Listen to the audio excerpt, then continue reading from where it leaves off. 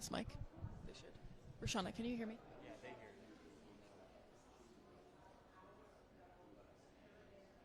But when you press or shuffle, Yes.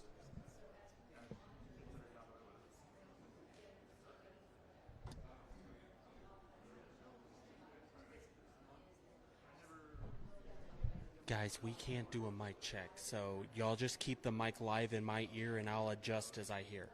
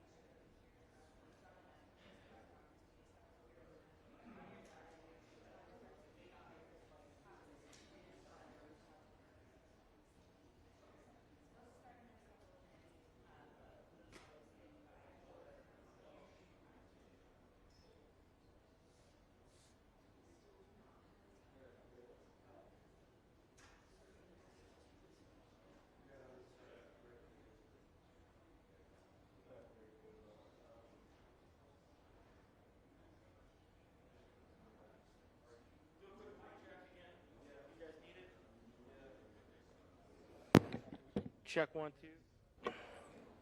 Check 1 2. Check mic check 1 2 3 4 5 6 7 8 9 10. 1 2 3 4 5 6. We're hoping to get at least a 3-minute warning when they start walking, but we haven't got that yet. So 1 2 3 4 5 6 7. Everybody good? 1 2 3 4 5 6. Good.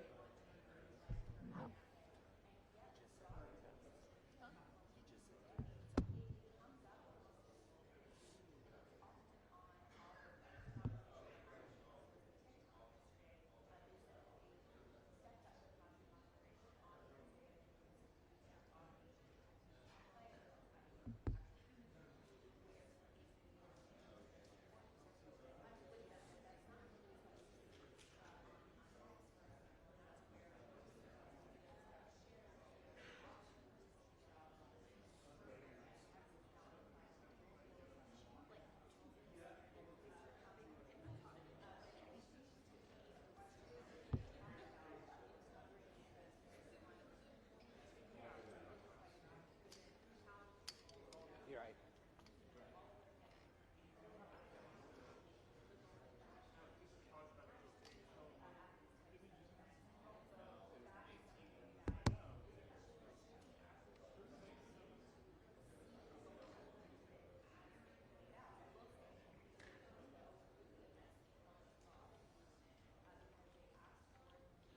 So still no official word on a start time. We will try to give at least a 5-minute warning on that, but we'll do our best on that. So.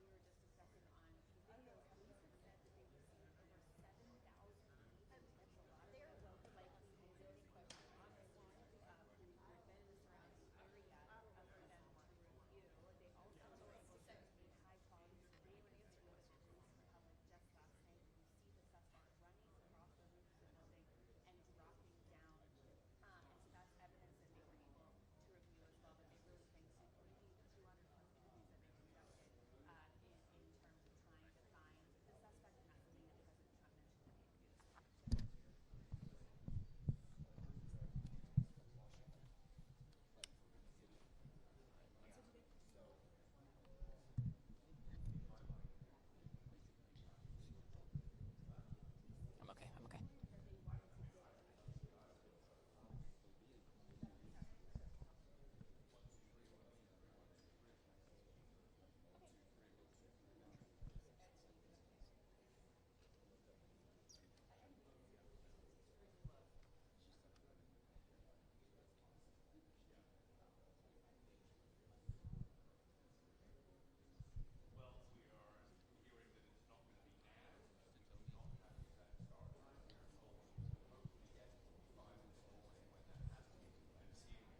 You got me. Okay. 1 2 1 2.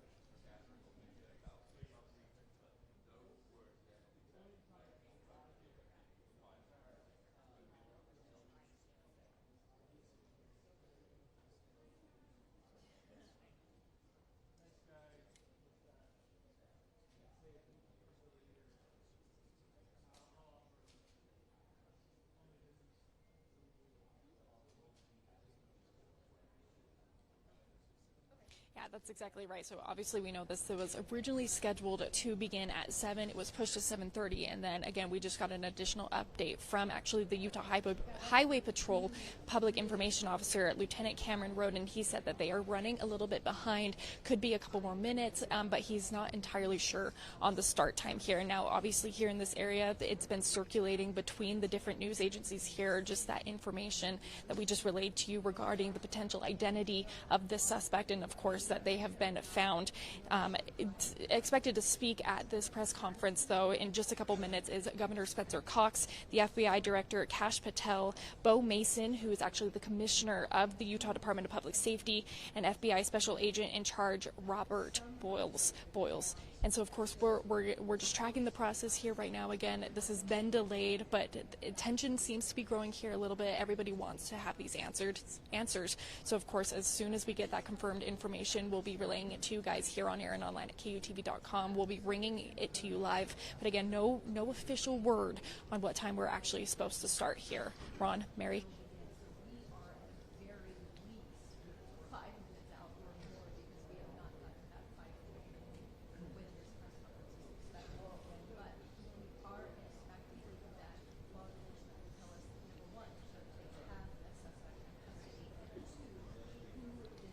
Yeah, that's exactly right. I'm going to have Chris, my photographer here, just pan around a little bit to just show you the kind of media response that has come about this event. Obviously, here in Utah, we covered this event because it's local. This happened here at our home. But of course, this is some big national and international news. So we are, of course, bringing you all of that coverage too. And so are various different media sources from across the world here. So definitely quite the turnout here this morning. And again, we're all just waiting for that press conference to begin.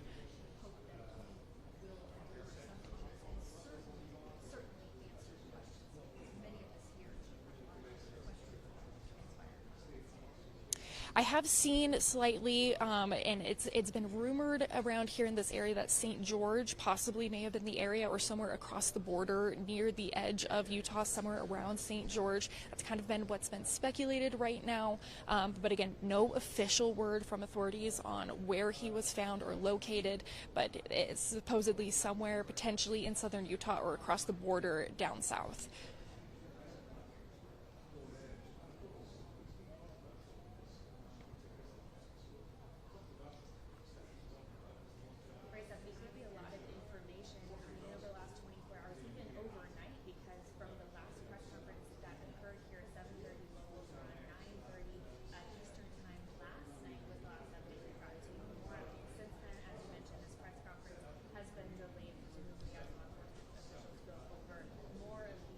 Yeah, absolutely.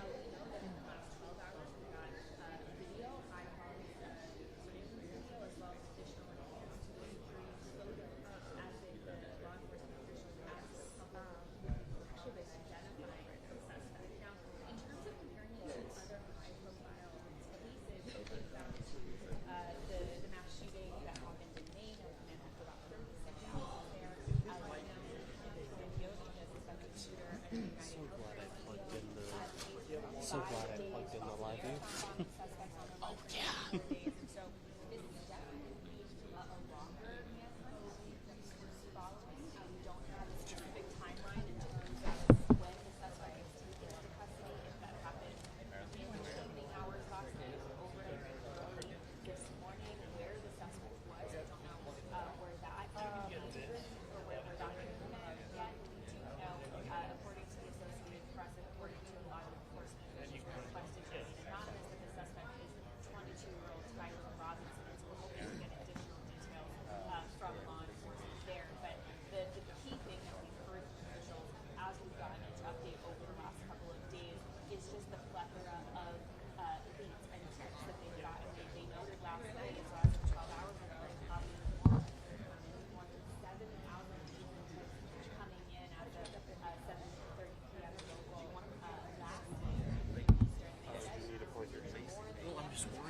Oh, mine was at like 40.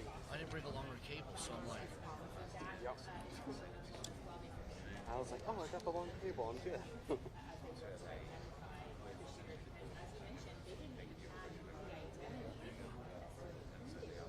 because my normal short cable went out. I would have brought another cable. I got two hands.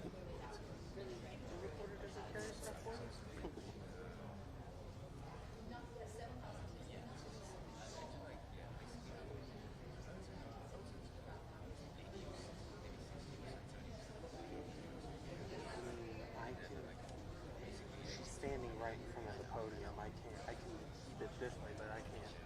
I mean, I know it's because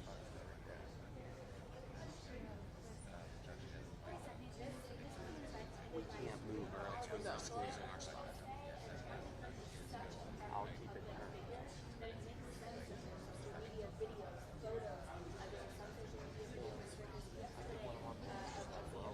Strapped till the press conference starts. Really?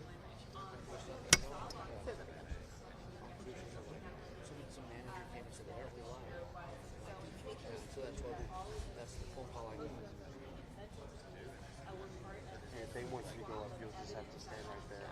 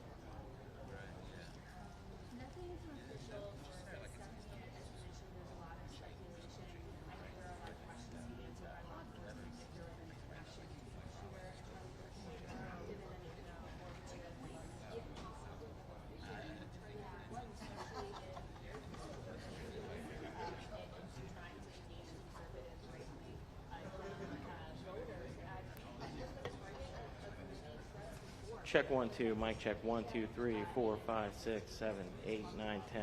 Mic 1 2 3 4 5 6 7 8 9 10. Check 1 2 1 2 3 4.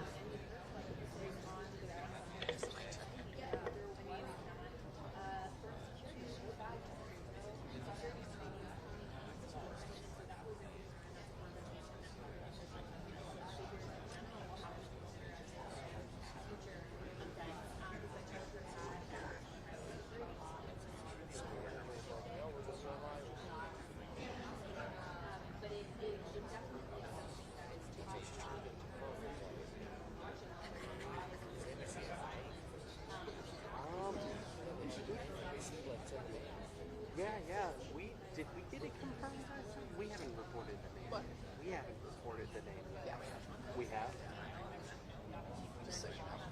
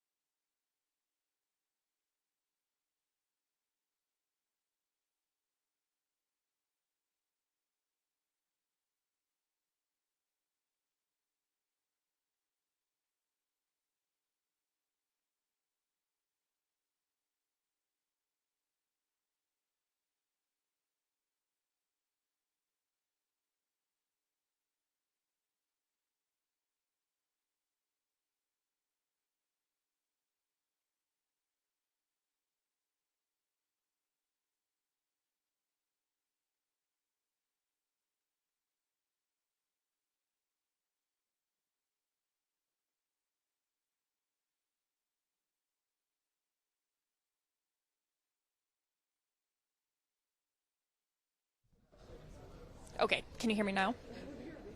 Okay, there we go. Sorry, things are very fluid this morning, obviously, with this new information coming in, and obviously we're here just waiting for this press conference to officially begin. But again, no official word on a start time yet. We were originally supposed to start at 7, pushed to 7:30, and of course now it is 7:52, so we're nearing 8 o'clock now. But again, we've had a lot of new information start being pushed out by the Associated Press about the apparent identity of the individual and the suspect here. So of course there's a lot of new information coming out, and I'm sure the officials who are going to be speaking with us, which include Governor Spencer Cox and the FBI, are going over this information here and making sure that they have all of that verified for us before they share it publicly. But very much a very fluid situation out here this morning, especially as we're waiting for that information. I do see several law enforcement officers here in the area as well. They're just sitting around at this point, so I think everybody is waiting right now for this press conference to begin.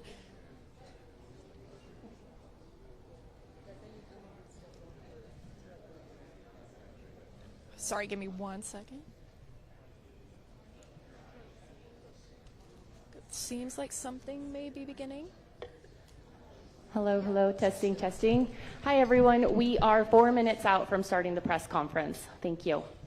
Okay, so you heard it right there. We are officially 4 minutes out from this press conference to begin. 4 minutes out, so that will be in just a little bit of time here, almost a half hour after they told us they were going to begin, but definitely hopefully getting that new information officially confirmed from, of course, as I mentioned before, again, Governor Spencer Cox, FBI Director Kash Patel, Bo Mason, who's the Commissioner of the Utah Department of Public Safety, and FBI Special Agent in Charge Robert Boyles. So again, hopefully getting that new information here soon, but again, starting in about 4 minutes now.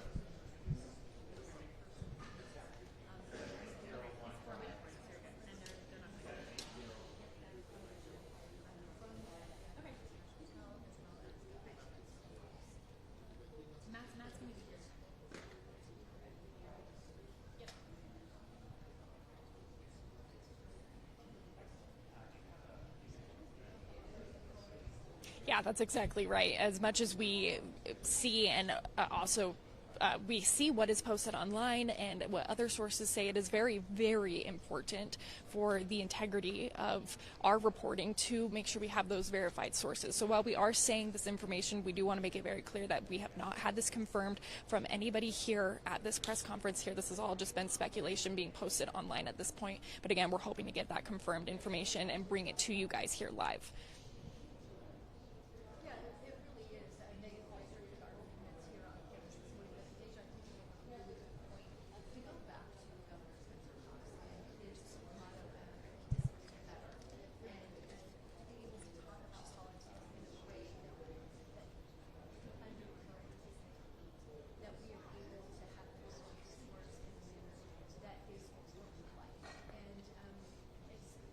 Yeah, that could be exactly right. We have heard that he potentially was found somewhere in St. George or across the border, kind of in the southern part of the state here, or over down in Arizona, one of those further southern states there. So they very well could just be waiting to bring him up to Utah County here at this time. But again, we can't say for sure why there's been such a long delay. But of course, I mean, with this new information coming out, it's pretty clear that this is what they'll be talking about here. And so hopefully we'll get that information here in just a few short minutes. Again, they said about 2 minutes ago that it would start in 4 minutes, so probably about 2 minutes now until we're supposed to officially begin this press conference.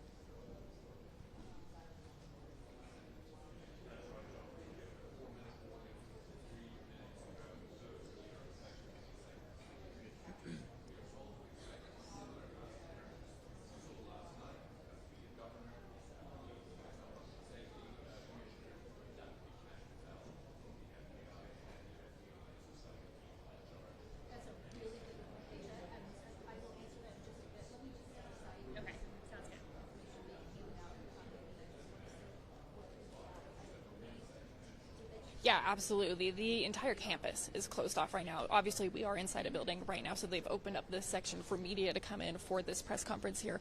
I just had my photographer, Chris, walk down the hallway a little bit to see if he can see any of the officials coming. It seems like everybody is gearing up. Again, there's a couple, looks like FBI agents and Department of Public Safety officers here also waiting for this press conference to begin. So it should begin just any moment now. Again, we're about half hour late from the new start time. They told us, they originally told us 7, moved it to 7:30, and now have pushed it. Now this past, we're 2 minutes almost till 8 at this point here. But I think this also goes to show just how fluid an investigation can be. Obviously, we all want to have these answers. We all want to know what exactly took place here, but sometimes we don't have those facts right away, and it does take a couple days and potentially weeks and months to truly fully understand the scope of this investigation. And they've done hard work over the past several days to bring these answers to us, and hopefully we'll be able to get those confirmation or confirmed details here shortly. Again, possibly the identity of the shooter, where he was found, where he's currently at, and what steps they're going to be taking moving forward.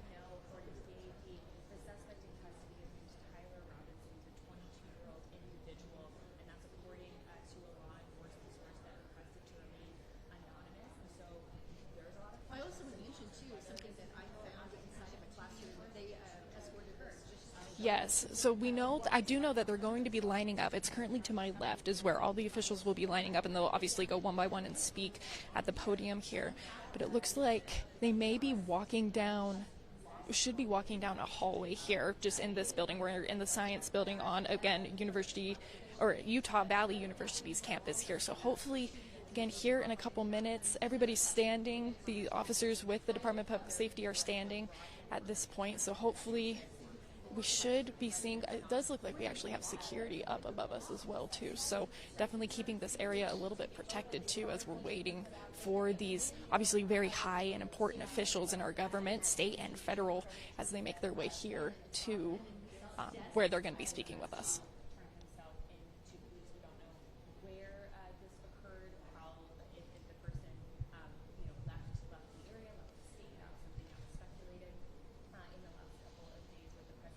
Yeah, this morning a lot more sections were taped off with crime scene tape compared to yesterday. There wasn't much crime scene tape over the entire campus. Obviously, we knew the areas we were not supposed to go, and obviously we didn't know where that crime scene was, so we weren't allowed over in that section. But arriving here this morning, there's a lot more crime tape set up, and we were actually over behind the quad area, or that court area where that shooting took place, and we could still see that that tent that Charlie Kirk was sitting under is still set up at this time. It looks like they're still processing that crime scene, or at least holding it there for the integrity of the investigation. Obviously, again, waiting. This is an intense investigation here that's going to take days, and if campus is closed until September 15th, of course, if that investigation needs to continue further on campus here, I doubt they would not hesitate to further extend the closure of campus just so they can do that.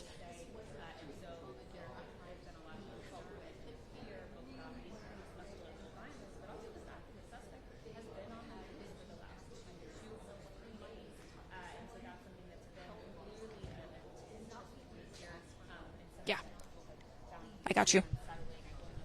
Not starting, but it looks like the seems like late cover gives the updated.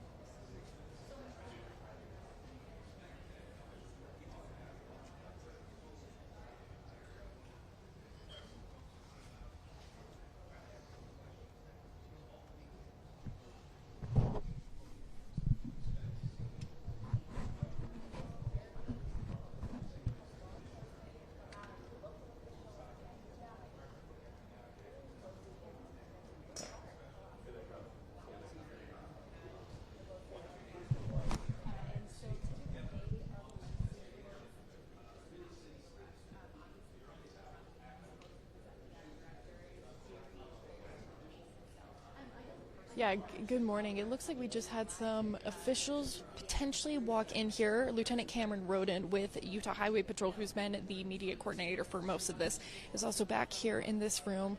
It seems like potentially some officials may be walking down the hallway now. I can see a couple of photographers running and taking some photos. So I think we are just about ready to get started here. Again, speaking today includes Governor Spencer Cox and a couple other officials. We have one from the Department of Public Safety located here in Utah, and it looks like they are coming. So I'm going to step out of the way here and allow Chris, my photographer here, to kind of pan around and show you as these officials make their way in here and begin this press conference.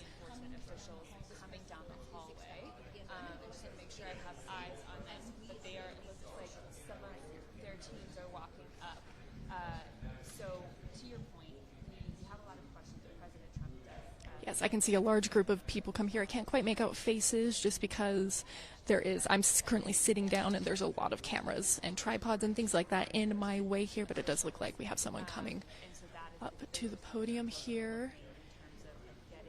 Oh, I can see Governor Spencer Cox as well here. So yes, we are just about to get started. Good morning, ladies and gentlemen. At today's press conference, we will hear from Governor Cox, FBI Director Kash Patel, and Sheriff Mike Smith. We also have with us Utah DPS Commissioner Bo Mason, Lieutenant Governor Deidre Henderson, FBI Special Agent in Charge Robert Bowles, and local and federal law enforcement partners. Following the remarks today, Governor Cox, Director Patel, and Commissioner Mason will take questions. Thank you.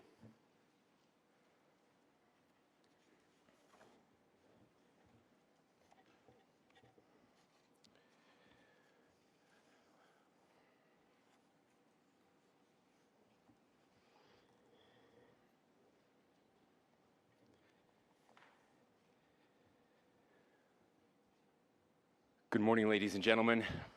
We got him. On the evening of September 11th, a family member of Tyler Robinson reached out to a family friend who contacted the Washington County Sheriff's Office with information that Robinson had confessed to them or implied that he had committed the incident. This information was relayed to the Utah County Sheriff's Office and scene investigators at Utah Valley University. This information was also conveyed to the FBI. Investigators reviewed additional video footage from UVU surveillance and identified Robinson arriving on UVU campus in a gray Dodge Challenger at approximately 8:29 a.m. on September 10th, in which he is observed on video in a plain maroon t-shirt, light-colored shorts, a black hat with a white logo, and light-colored shoes. When encountered in person by investigators in Washington County on September 12th, in the early morning hours, Robinson was observed in consistent clothing with those surveillance images. Investigators interviewed a family member of Robinson who stated that Robinson had become more political in recent years. The family member referenced a recent incident in which Robinson came to dinner prior to September 10th, and in the conversation with another family member, Robinson mentioned Charlie Kirk was coming to UVU. They talked about why they didn't like him and the viewpoints that he had. The family member also stated Kirk was full of hate and spreading hate. The family member also confirmed Robinson had a gray Dodge Challenger. Investigators identified an individual as the roommate of Robinson. Investigators interviewed that roommate, who stated that his roommate, referring to Robinson, made a joke on Discord. Investigators asked if he would show them the messages on Discord. He opened it and showed several messages to investigators and allowed investigators to take photos of the screen as each message was shown by Robinson's roommate. These photos consisted of various messages, including content of messages between the phone contact name Tyler with an emoji icon and Robinson's roommate's device. The content of these messages included messages affiliated with the contact Tyler, stating a need to retrieve a rifle from a drop point, leaving the rifle in a bush, messages related to visually watching the area where a rifle was left, and a message referring to having left the rifle wrapped in a towel. The messages also refer to engraving bullets and a mention of a scope and the rifle being unique. Messages from the contact, Tyler, also mentioned that he had changed outfits. I know there has been speculation as well as to the writing on those casings, those bullet casings, and I believe we have that as well. And I will share that with you now. So the area north of Campus Drive Road where the suspect crossed over, you saw some of that in the video that we released last night, consists of a grassy area with trees on the edge of the UVU campus. Investigators discovered a bolt-action rifle wrapped in a dark-colored towel. The rifle was determined to be a Mauser Model 98 30-06 caliber bolt-action rifle. The rifle had a scope mounted on top of it. Investigators noted inscriptions that had been engraved on casings found with the rifle. Inscriptions on a fired casing read, "Notices, bulges, capital OWO, what's this, question mark." Inscriptions on the 3 unfired casings read, "Hey fascist, exclamation point, catch, exclamation point." Up arrow symbol, right arrow, and symbol, and 3 down arrow symbols. A second unfired casing read, "Oh Bella Chow, Bella Chow, Bella Chow, Chow Chow." And a third unfired casing read, "If you read this, you are gay, LMAO." We are indebted to law enforcement across the state who has worked seamlessly together, local law enforcement, state law enforcement, and our federal partners with the Federal Bureau of Investigation. We're grateful for everyone who worked together in such a short amount of time to find this person and to bring justice. I want to thank the public who has been so engaged, reviewing videos, helping us with sending in tips, and helping us get to this point. I want to thank the family members of Tyler Robinson who did the right thing in this case and were able to bring him into to law enforcement as well. I especially want to thank the family of Charlie Kirk, Erica, Charlie's parents, his children. I want us to be thinking of them as we bring justice in this case. They will be involved in that justice. We will be working very closely with them as we move through this process as well.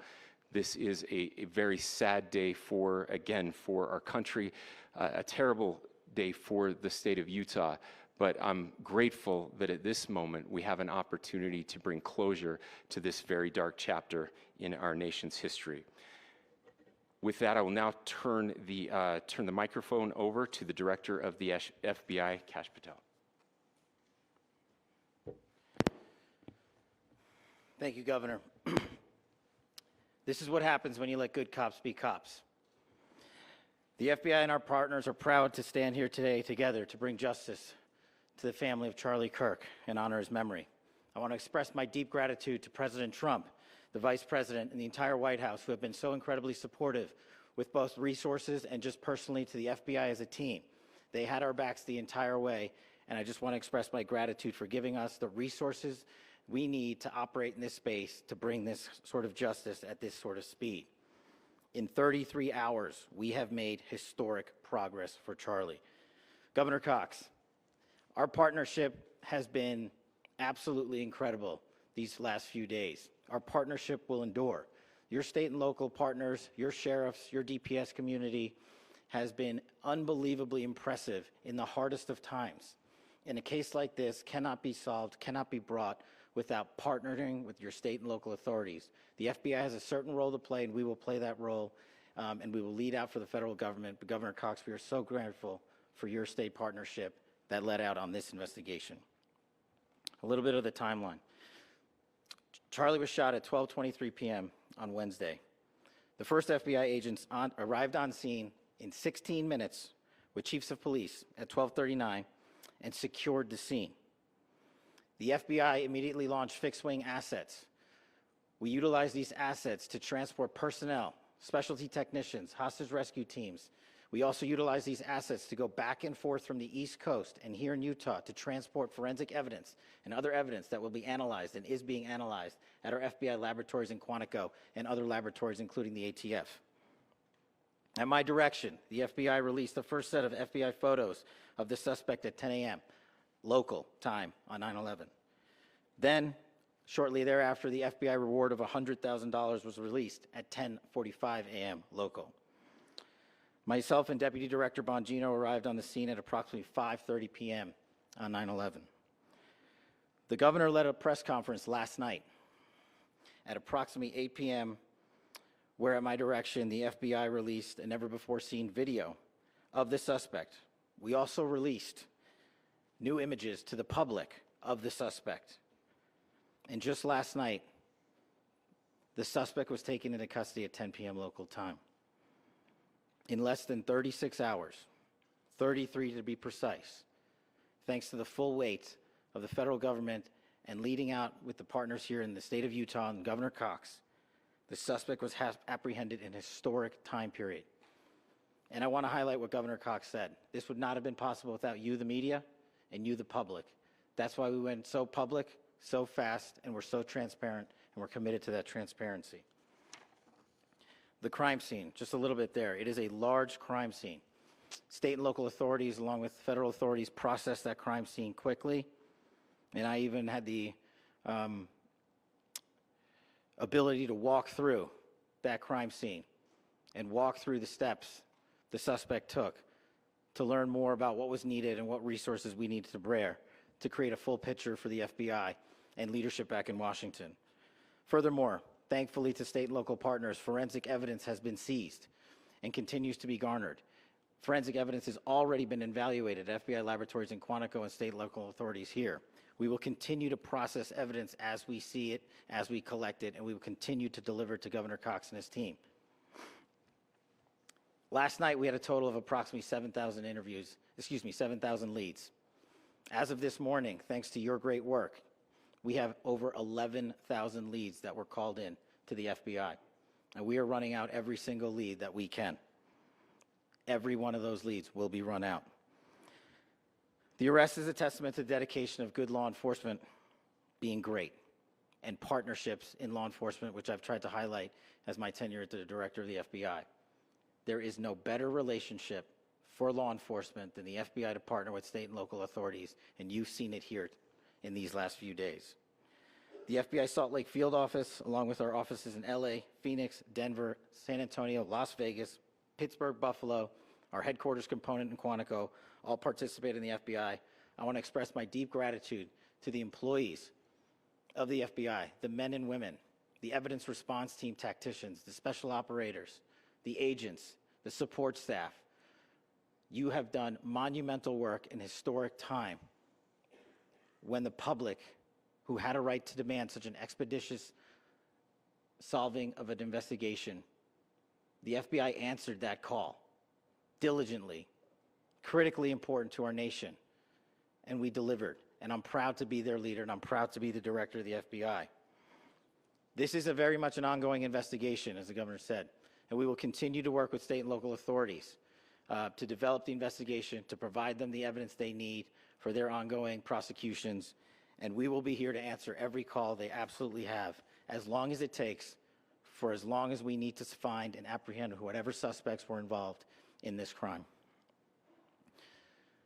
Lastly, to my friend Charlie Kirk, rest now, brother. We have the watch, and I'll see you in Valhalla.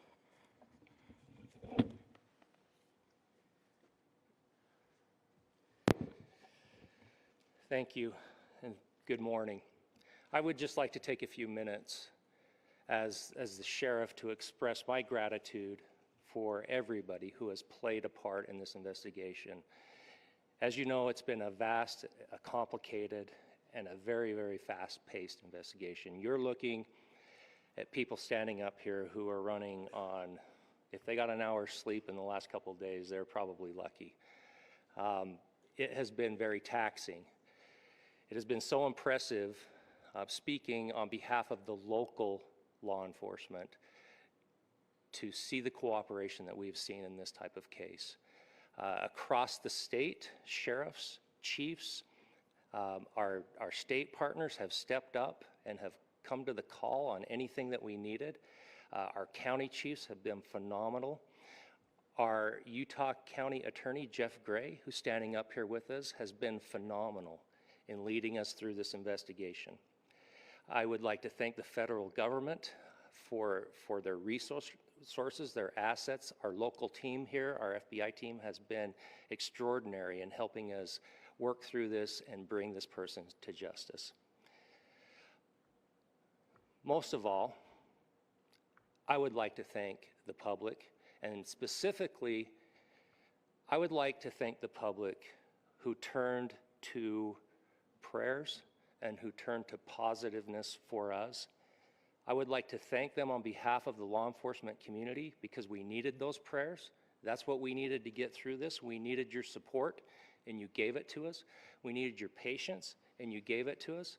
And I would like to thank you for the Kirk family because that's what they need, is your support and your prayers, and that will get us through all of this.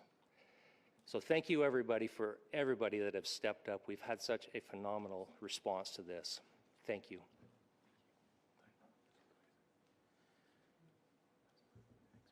I also want to give a special thanks to the Attorney General and the Department of Justice. Their unwavering support and their commitment to justice is shown true here. And without AG Bondi and Deputy Attorney General Todd Blanche and the resources they brought to bear, we would not have been able to complete our mission. And I just want to say special thanks. It's an honor to be a part of the Department of Justice. Thank you again to our incredible law enforcement team who has worked so hard. Sheriff, I got a solid 90 minutes last night, so I'm probably the most well-rested person up here.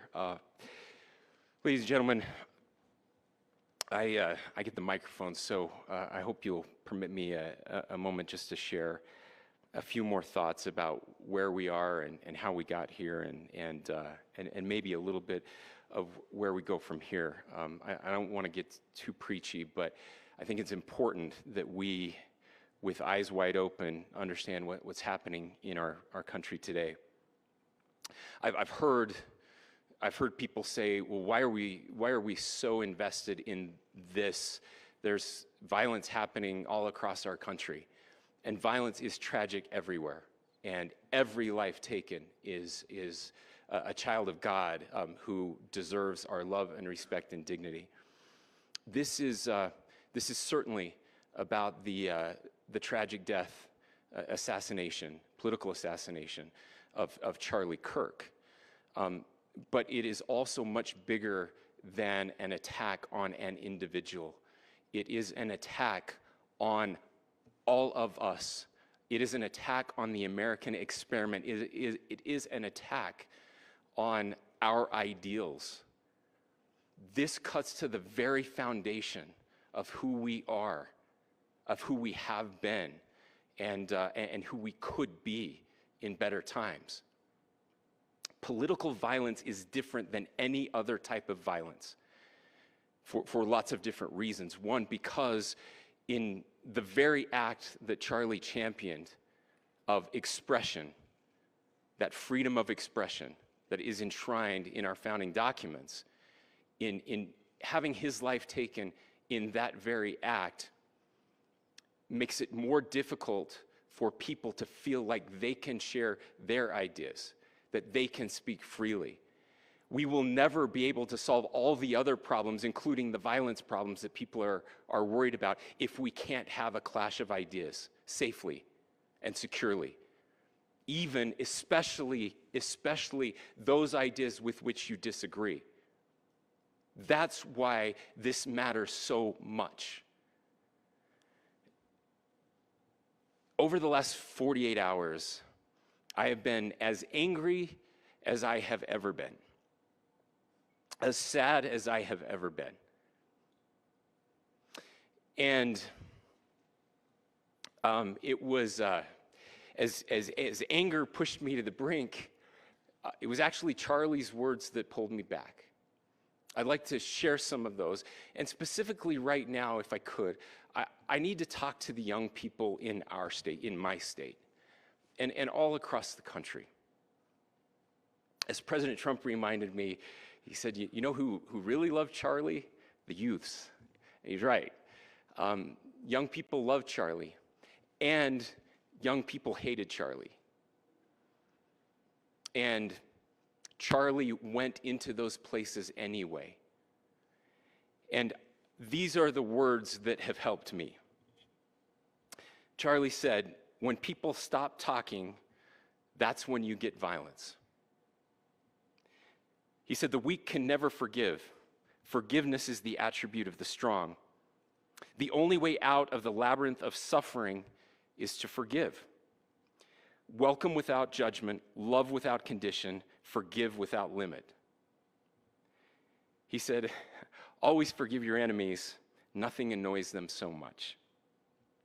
A few months ago, I referenced this last night, Charlie posted to social media, when things are moving very fast and people are losing their minds, it's important to stay grounded.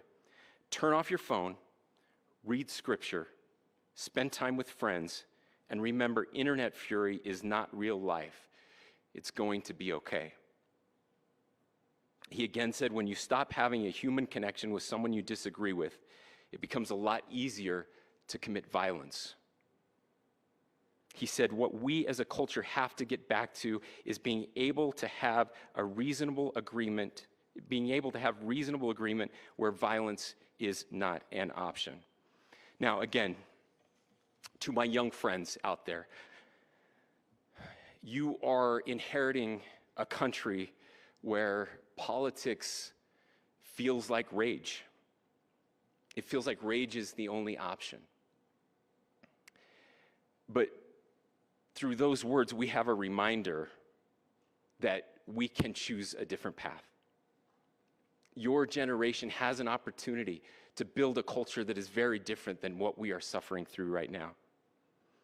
Not by pretending differences don't matter, but by embracing our differences and having those hard conversations. I think we need more moral clarity right now. I hear all the time that words are violence. Words are not violence. Violence is violence. And there is one person responsible for what happened here. And that person is now in custody and will be charged soon and will be held accountable. And yet, all of us have an opportunity right now to do something different. I want to thank my fellow Utahns. This bad stuff happens. For 33 hours, I was praying that if this had to happen here, that it wouldn't be one of us. That somebody drove from another state, somebody came from another country. Sadly, that prayer was not answered the way I had hoped for, just because I thought it would make it easier on us if we could just say, hey, we don't do that here. And indeed, Utah is a special place. We lead the nation in charitable giving. We lead the nation in service every year. But it did happen here. And it was one of us. But I want you to look at how Utahns reacted the last 2 nights. There was no rioting. There was no looting. There were no cars set on fire. There was no violence. There were vigils and prayers and people coming together to share the humanity. And that, ladies and gentlemen, I believe is the answer to this. We can return violence with violence. We can return hate with hate. And that's the problem with political violence, is it metastasizes. Because we can always point the finger at the other side. And at some point, we have to find an off-ramp, or it's going to get much, much worse. But see, these are choices that we can make. History will dictate if this is a turning point for our country. But every single one of us gets to choose right now if this is a turning point for us. We get to make decisions. We have our agency. And I desperately call on every American, Republican, Democrat, liberal, progressive, conservative, MAGA, all of us to please, please, please follow what Charlie taught me. I'll just conclude with with words I share often from a friend and author, Yuval Levin, who was asked if he was optimistic about our country, and he said, "I'm not optimistic." He said, "I hate optimism." Like, that sounds bad. But he said, optimism is a vice. It's this idea that good things are just going to happen. And he said, in the history of the world, good things have never just happened. He says, I'm not optimistic, but I am hopeful. And hope is the virtue that sits between the vices of optimism and pessimism. Hope is the idea that good things are going to happen because we can make them so. I still believe in our country. And I know Charlie Kirk believed in our country. I still believe that there is more good among us than evil. And I still believe that we can change the course of history. I'm hopeful because Americans can make it so. Ladies and gentlemen, we're happy to answer any questions you might have. Governor, can you please speak to whether the suspect is speaking with authorities and his demeanor, Tyler Robinson, when he turned himself in? I cannot speak to that.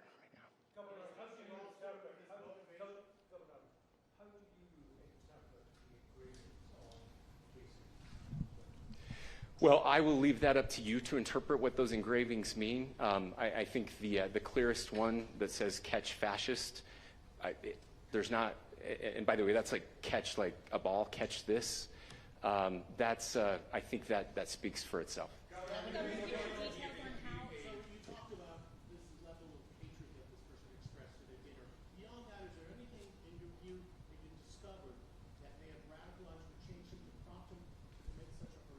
There's nothing more that we can share at this time. Governor.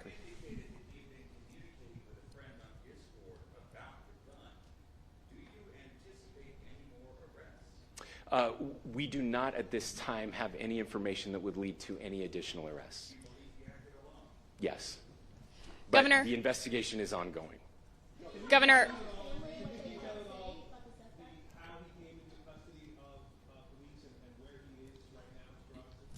Yes, so right now, Mr. Robinson has been booked into the Utah County Jail. You heard the president this morning report that he was taken into custody, that his family and a friend helped to deliver him into custody of law enforcement in Washington County. For those of you that don't know where Washington County is, it is the southwesternmost part of the state of Utah. It's about a 3.5 to 4 hour drive from here, where we are right now, and that's where he lived and where they turned him in. Please, go here. I can't share any more than what I've already shared. Yeah.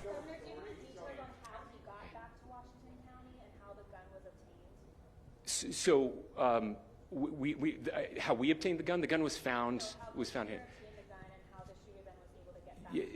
So I don't have much more details on that. We do know that he drove. We had his car here on campus, and then we had his car going south back to the St. George. It's actually the city of Washington in Washington County. I'm sorry? We don't have any information that would lead us to believe that. Yes, in fact, it was just released. Yes. I can't answer that right now. Yeah, thank you. Over here.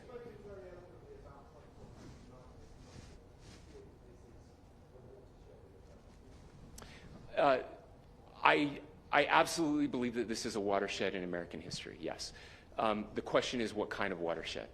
And that chapter remains to be written. Is this the end of a dark chapter in our history, or the beginning of a darker chapter in our history?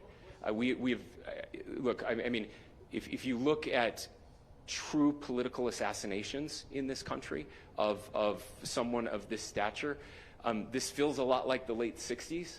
And having one so gruesomely displayed on camera in all of our hands and in all of our pockets, we are not wired as human beings biologically, historically.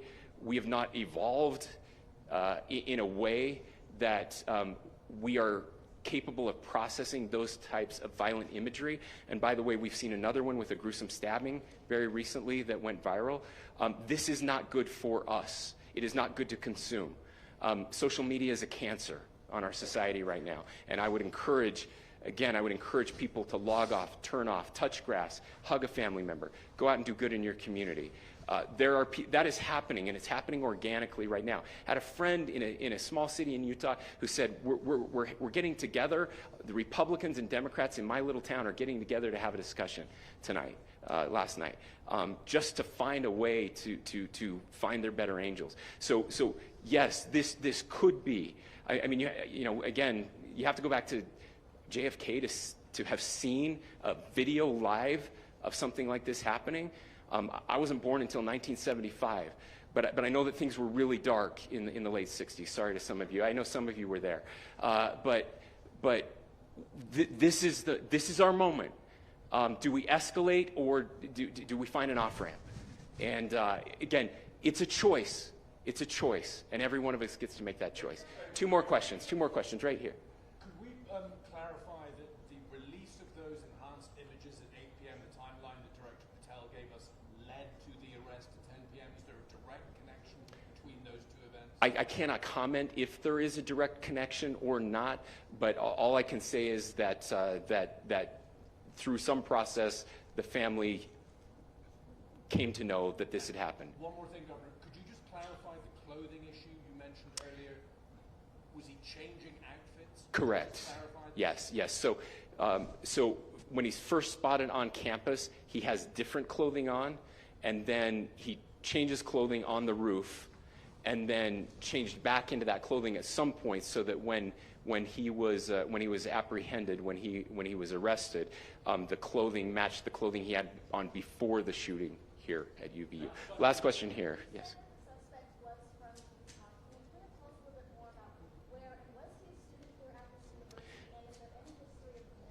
Yeah. So I don't have any information on the mental illness part. He was not a student here at UVU. He was living and had lived for a long time with his family in Washington County, in the southernmost part of our state. Thank you, everyone, for your great work in getting this information out. I would just say, process-wise, this may be important. I know many of you aren't familiar with the process in Utah. I think it's important that you understand that. Basically, we have 3 days for charging documents to be filed. A CI will be filed. We'll have more information then, more detailed information as those charging documents are filed in preparation for a preliminary hearing. So 3 days. So we would anticipate then that early next week those charging documents will be filed. We will obviously be working. The county attorney will be working very closely with Mr. Kirk's family as those documents and decisions are prepared and made. Thanks, everyone.